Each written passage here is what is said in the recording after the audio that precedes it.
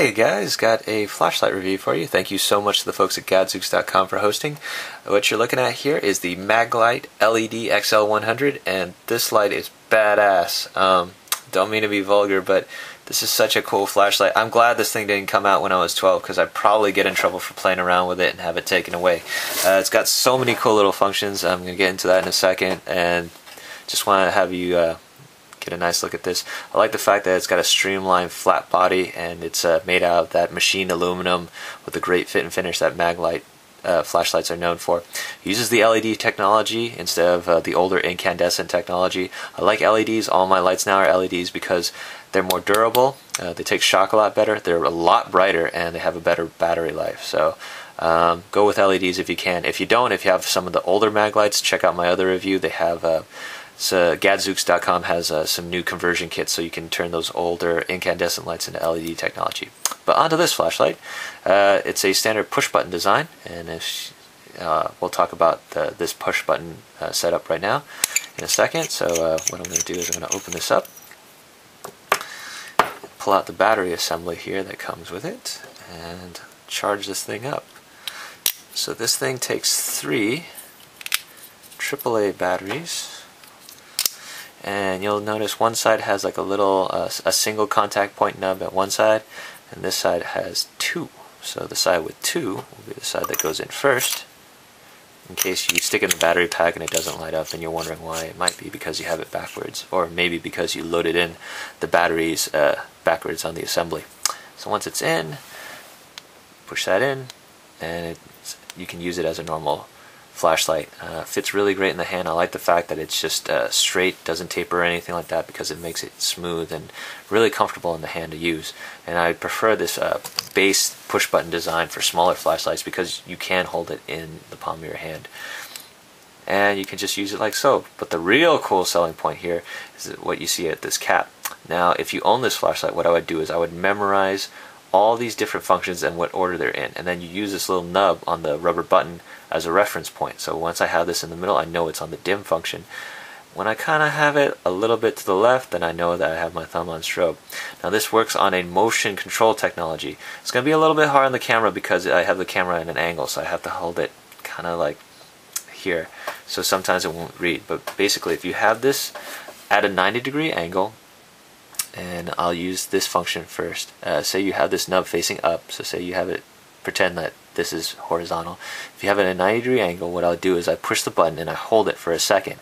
Once I have it held the light for the button for a second, as I rotate my hand under the dim section, it'll get dimmer, and if I rotate it back, it'll get brighter. And then other functions you have, for example, if you have strobe, if you hold it for a second, as you rotate it, it's going to start strobing. If you rotate it back, it'll stop. There's also the night light function, which I think is really, really cool. What you'll do is, if you have the night light function on, what will happen is it'll automatically dim on its own. If you just leave it, the light will shine and it'll dim on its own. But the second you disturb the light, it'll go back to full brightness, and then it'll start to dim.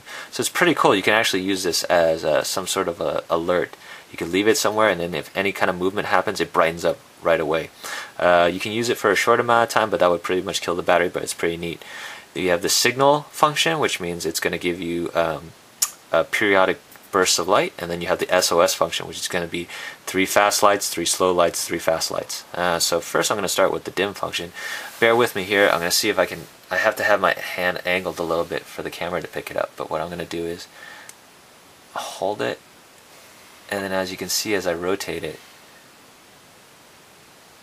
it goes from full brightness, and as I rotate my hand, it goes to dim, and then as I rotate it back, full brightness. Pretty cool, eh? So basically I just push on it and hold it for a second. There we go. And let me show you some of the other functions. So I'm going to put it on strobe, see if I can angle this thing right. And then it goes to off, into periodic strobe. And if I rotate my hand back, the strobe effect becomes more rapid. Now the camera isn't able to pick it up, but it's actually strobing a lot faster than what the picture is showing. And then if I move my hand over, it's going to have only just periodic strobing. And then if I turn it back, then it's rapid. I'm going to push that and turn it off. And now I'm going to turn it to the night light setting. Have this light at 90 degrees. So I leave it.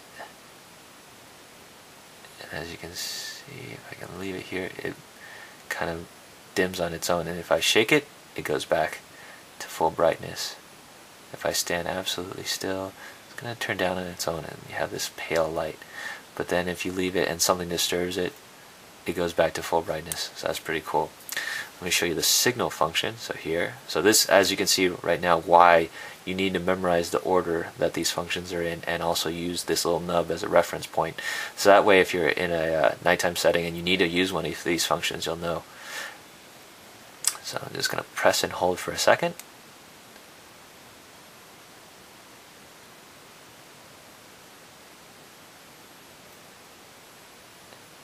And with that, anytime I rotate my hand, it turns on, rotate back, turns off, on, off. So I can actually control when it comes on and off. So leave that, back, that, and back. And then let me show you the SOS function.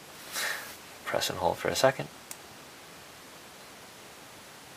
So 3 slow ones, and then 3 rapid ones.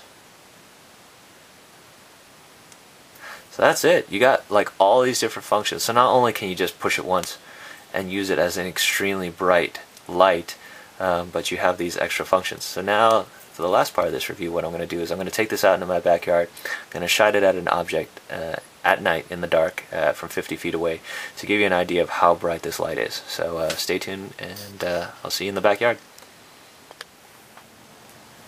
Hey guys, I just wanted to give you a look at how the light looks outside. We're in my backyard, and I'm shining on the back fence wall of my backyard, and this tree right here is about 50 feet away from the camera.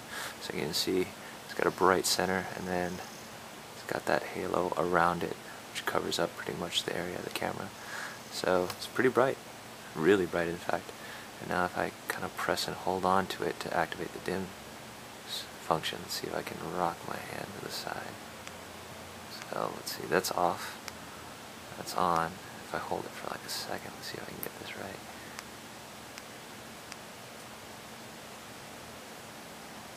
And this is the dimming function right there by just rocking my hand. So this is full power, and as I slowly turn my hand, that's off and then on.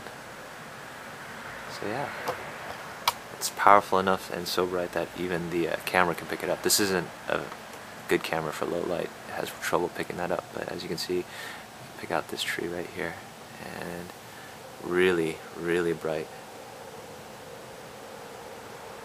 from 20 feet on in.